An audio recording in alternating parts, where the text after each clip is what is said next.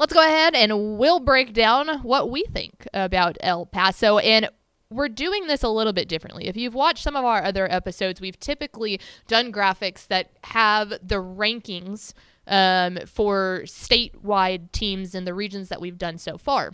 We do have one El Paso team that is ranked in the state, and that is Canutillo. They're ranked number 21 in 5A Division II in our preseason Dave Campbell's ranking, but they're the only El Paso team that's state ranked. So instead of doing state rankings, we decided we have an unfeeling robot, the DCTF computer, and the DCTF computer is very smart. It has formulas that it uses to give every single team in the state of Texas a rating. Now, some of it goes into, obviously your games, how big of margins that you won by, how big of margins you lost by, and it moves every single week. It recalculates, it goes. It also has to do with the level of competition you're playing, what classification you're in. I won't get into all the weeds there, but every single team has a rating. So what I did was I went through and looked at there are 34 total teams that we have listed in our El Paso region, ranging from 6A all the way down to 1A.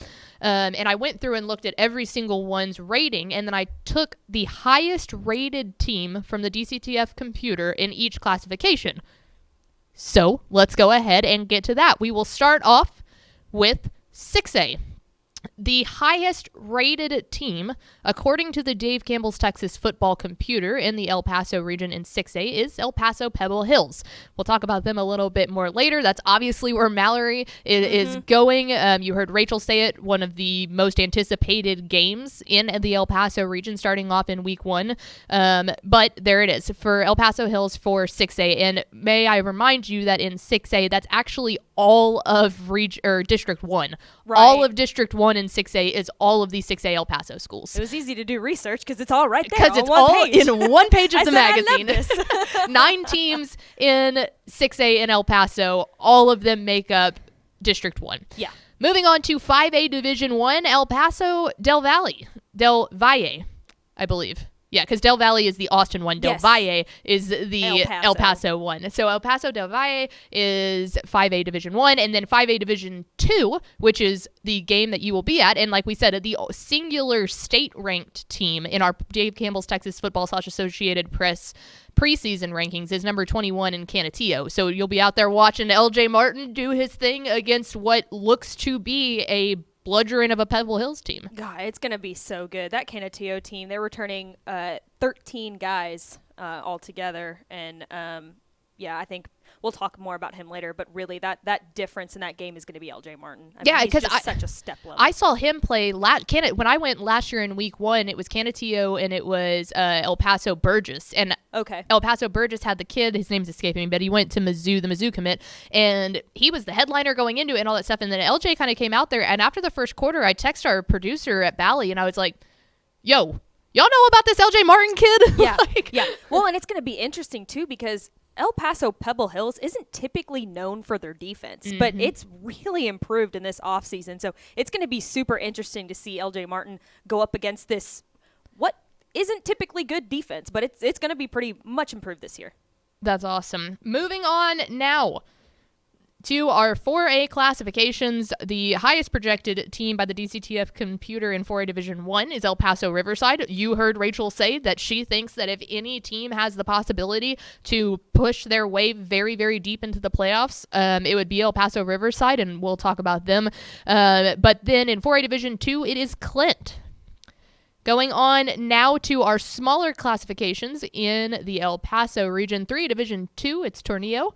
2A Division 1, it is Anthony, which is, I think, the furthest west team in the entire state of Texas because they are legitimately like the border town out there. Yeah, and they play a lot of New Mexico high school teams too, so that would make sense.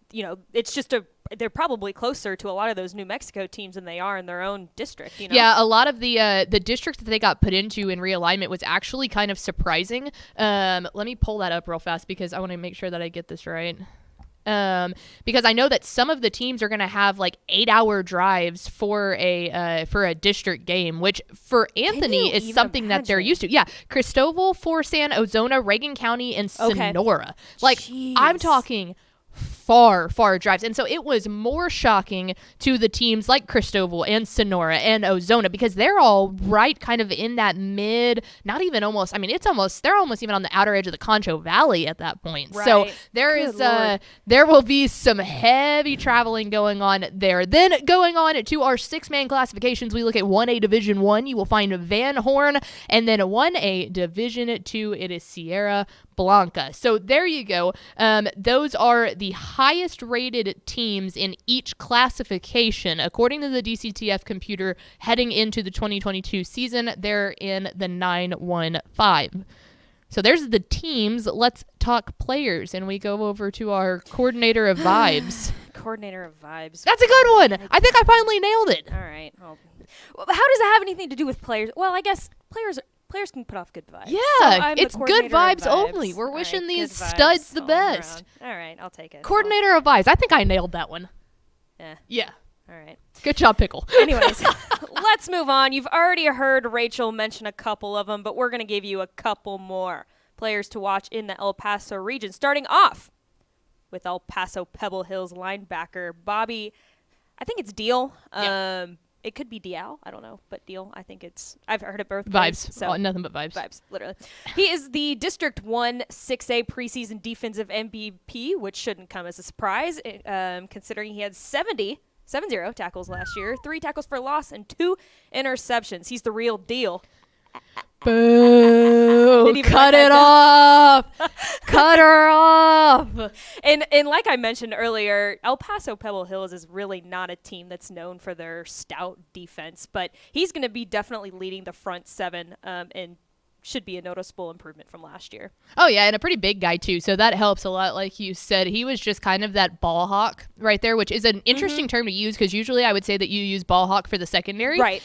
But he really is. Yeah. Like, I mean, a ball hawk off the line, if you want to say. But, yeah, he's quick, he gets to him, and, yeah, I think that you're able to Pebble Hills was able to take what Bobby Deal was doing and go, hey, look, guys, this is how we win football games, and it clearly worked for Pebble Hills. Right. Moving down, we got El Paso del Valle quarterback Jesse Ramos. Del Valle, that's going to mess me up the whole time. You have to think about it. I know, right? Is the favorite to win District 1 5A Division 1. And they got a fantastic quarterback to do just the job. He fits into their air raid system really, really well. He's also their preseason offensive MVP in District 1 5A Division 1. I'll read you some of his stats from last year. It's pretty impressive, I'd say. Nearly passed for almost 2,000 yards, 1,834 to be exact, 18 touchdowns passing, 409 yards rushing, and 14 rushing touchdowns. Truly a dual threat quarterback, and that's exactly what they need. Oh, yeah, and I mean, really, you look at it, Del Valle is a tradition-rich program out there. I don't think that's a news to anyone, but they got off to a hot start. I mean, going 5-1 last year, they really kind of put themselves on the map, specifically in that non-district that led them well into the dreaded district against all of the teams in their backyard. But like you said, having a dual threat quarterback at this level is really where you can hit hay. Well, and it's so much more common too in like the high school level. Obviously, as you move up to college and pros and stuff, you see more pro style quarterbacks. But like a dual threat quarterback is always such a good option to have in the high school level. Let's move down to Clint Horizon defensive back Aaron Segala. Let's switch gears a little bit to the defensive side of that District 1 5A Division 1. He is the preseason defensive MVP in that district. Like I said, that district's pretty stacked, honestly. He picked the ball off 11 times last year. Not a mathematician. I say that every single time, but that is pretty dang good. He definitely leads that Scorpion secondary without a doubt. Something super interesting, too. We will actually get to see Aaron Segala going head-to-head with El Paso del Valle's quarterback, Jesse Ramos. There we go. Because they're going to play, I think it was week 6 of the season. And like we said earlier, that quarterback is definitely a dual threat, but I think with the threat of Segala on the field, he'll probably be running the ball a lot more. Yeah, it's a good little district they got out there. I think the thing with Aaron that speaks the most to, one, he's very good, but the kid is really quick. He's on the track team there. Yeah. I mean, they made it to the regionals in the 4x1, the regionals in the 4x4. Like, this is a kid, and we talk so much, and you'll talk to the recruiting guys, that speed and track genuinely helps an athlete. He's a prime example of that. For sure. This guy, of course, needs no introduction. Canutillo athlete LJ Martin. He's going to play at Stanford as a running back, but we label him an athlete because he's got versatility, and he can play at quarterback, wide receiver, and running back. So he could basically play their all offense if he wanted to. He is. But yeah, he returns with nearly 1,000 rushing yards. Oh, excuse me, that is not correct. 3,000, nearly 3,000 rushing yards, excuse me. 29 touchdowns, 16 receiving touchdowns. And if you talk to Scott Brooks, he's going to say that this is probably the best player that he has ever coached in his coaching tenure. Yeah, no doubt about it. I mean, like I said, last year I was watching Tavoris Jones for Burgess, and he's an outstanding player, don't get me wrong. And that was week 1 of the season. There was still a lot to figure out. But LJ Martin, from the moment he walked onto that field, I was like, that kid is special. That kid's someone that people in the state need to be made aware of, and he continued to prove that week after week, and I think that he's got a huge season ahead of him. Hopefully he can stay healthy. Right. If there was a Heisman at the high school level, it'd probably go to this kid because he is their entire team, Canutillo's team. I mean, he takes them from a pretty good team to an elite team. Moving down to Fabin's running back, also defensive back, Isaac. I practiced this earlier. Urrutia. Sure. Urrutia. Sorry, Isaac. Yeah, we're not good. If you can't tell, we're not very good at names. But he's on our Class 4A preseason All-State team. He returns with nearly 1,000 rushing yards, 995 to be exact. Almost there. No, 7 touchdowns. that's painful. He had 7 touchdowns and then also 112 tackles last season, which is really impressive. He's playing both sides of the ball. And Fabin's isn't necessarily a historically good team, but with a guy like this guy playing on both sides of the ball, they could be a real dark horse in District 1 4A Division 2. Up next, we got Tornillo athlete Mike Ibarra. He's on our District 1 3A D2 preseason defensive MVP list. He also plays both ways. We'll also get to see Isaac Urrutia and Mike Ibarra match up week 2 of the season. We've got some classification matchups there. Already mentioned this guy, but he's played a major part in the reconstruction of this program. Moving down to our last guy to watch from the El Paso region, we've got Van Horn defensive back Bryce Ferdel. He's on the Class 1A preseason All-State team as a defensive back, but he also plays a little bit of running back. And the Eagles are going to look definitely for his senior leadership this season in hopes for really another district title. Yeah, no doubt. I think Van Horn has the possibility to be able to do that. So for sure.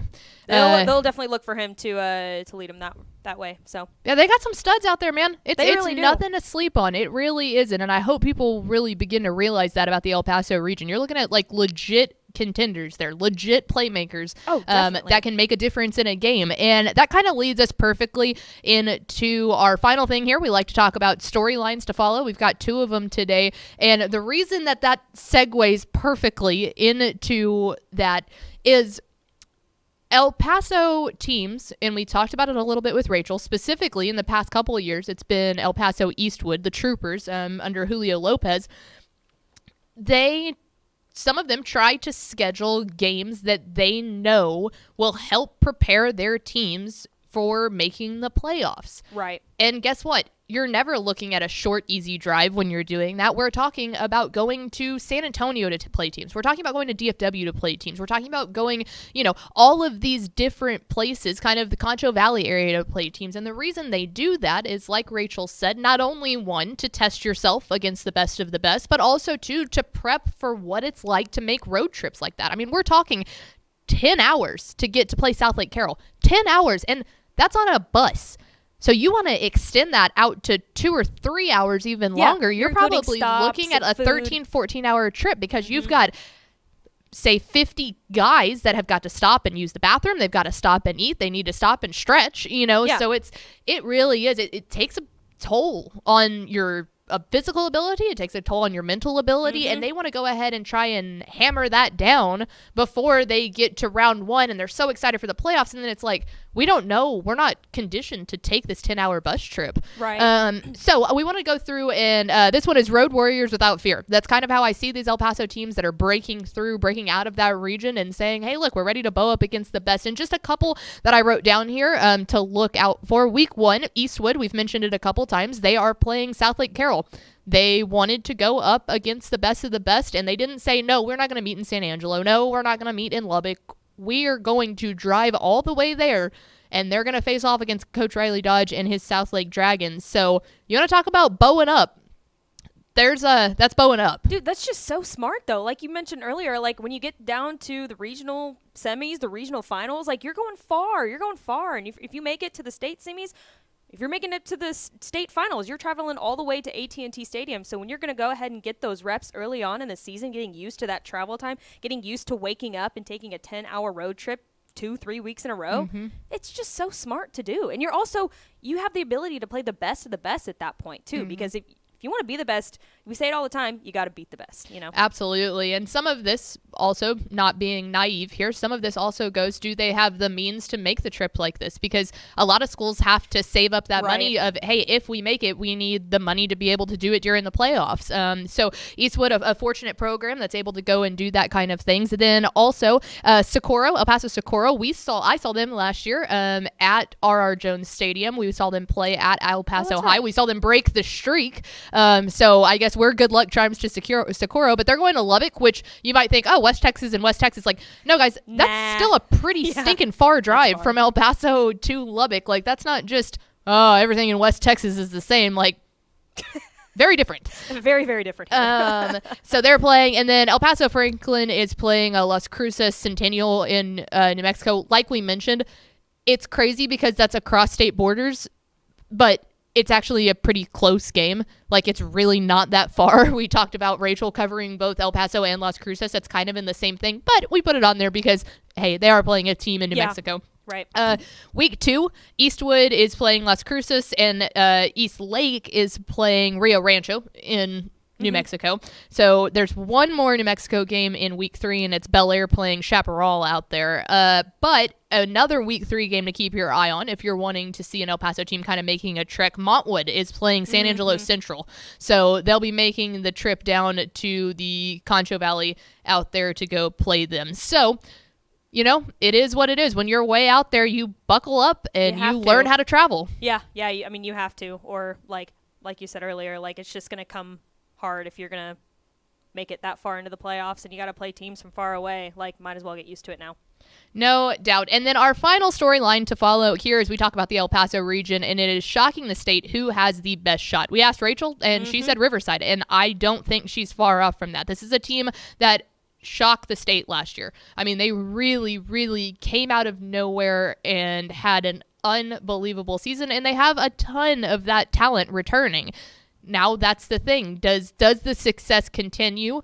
And it's one of those where, guess what? Now you have the target on your back. You're not sneaking up on people. But I think ultimately they have the talent to do it. They have the talent to go pretty far. I think that she was very right in her pick there.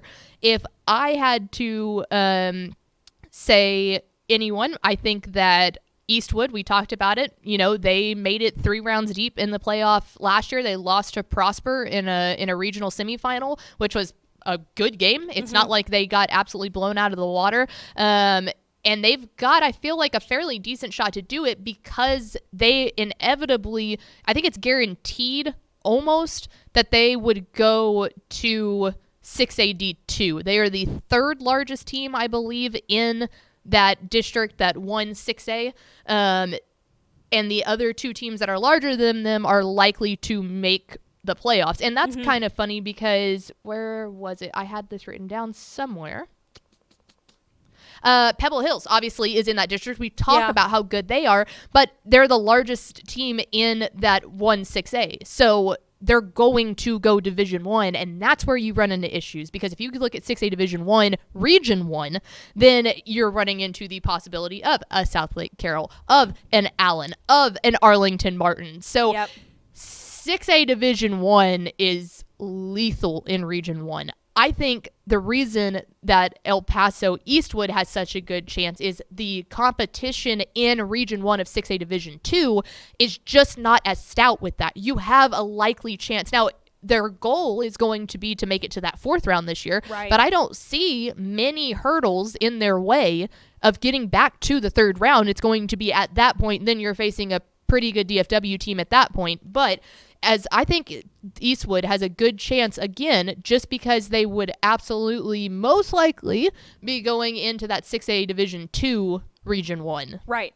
I want to also point out Tornillo too a little bit. Now, I don't think that they are necessarily going to make it to state or make it that far into the playoffs, but their road this past couple years has just been extraordinary. A couple years back, and I don't know how much weight this has to it, but they won their first district game in years back in 2020. District game back in 2020. And now we have them, they're the highest rated 3A, Division 2, I believe, team in the El Paso region, and that's all because you got that athlete, Mike Ibarra, that we pointed out earlier. But yeah, I just wanted to point them out a little bit to keep your eye on them, because just from the transformation that they've made this past couple years in growing that program, I mean, it's unbelievable. Well, and just to point out one more team here, we talked about Canutillo a lot. Obviously, they are state ranked. They're 21 in 5A Division 2. Here's the issue for Canutillo, man. That Region 1, it has been a more fair playing field in the past. They made it far. They got bounced, I think, in the 3rd round again to Wichita Falls Rider, which historically in the past couple of years has been a really good team. There's also teams like Abilene Cooper that we have state ranked, and they typically end up running into them.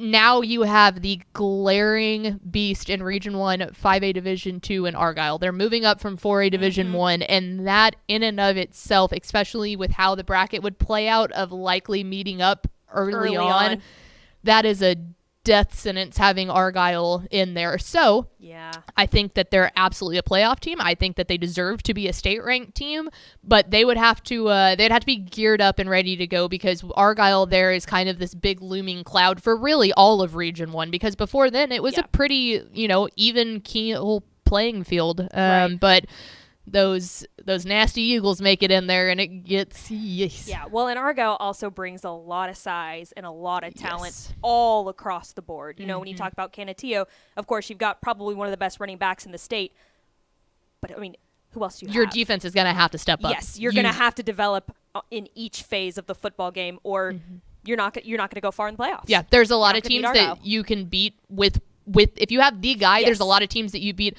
Todd Rogers has Argyle in every phase, and it's just it's hard for it's doable, but it's hard for one guy to carry the load, especially that far into the season. If you're talking about the 12th game or the 11th game, 12th game of the season, I mean, you can't give LJ Martin 40 carries a game. Like, you just cannot do that. You've got to have other guys step up. And when you look, and maybe they will. We'll see this weekend. I'm sure he's a great mentor too. I was say, absolutely. Mallory Hartley will have your full LJ Martin report next Thursday. I'll give you some highlights and maybe an interview too. We'll see. But I was just going to say too, before we move on, when you look at every state championship team year in and year out, they are complete all across the board. They've got depth, they've got size, and they've got, in every phase of the football game, they are developed, and so that's how you got to be. That's how you have to be to win a state championship. No doubt. So there it is, our El Paso regional breakdown. Love the area, love the people, love the football. Incredibly excited for you to get to go out there and experience this week. I am extremely jealous. That's okay. I'll send you pictures. Yeah, it's okay. I'll be in the 210, which everyone knows is like one of my favorite parts of Texas. So like, if I was going to be anywhere while you were in El Paso, I needed it to be the 210 to make my heart feel good. And may I remind you, not only am I going to El Paso, I am going to be in El Paso watching the Mean Green play some football. Now, of course, I can't actively yell caw because I love UTEP too. I love Dana I'll Dimmel, call you and you can program, put it on speaker. We'll see. You can be my voice for this weekend, but I'm super, super excited. It'll be cool. Yeah, so there we go. Happy game day. All you dorks, we're excited. We're pumped. I mean, just amped up, like literally juiced up that Texas high school football is back. Thank you for bearing with us until we got here. But there it is, our El Paso regional breakdown.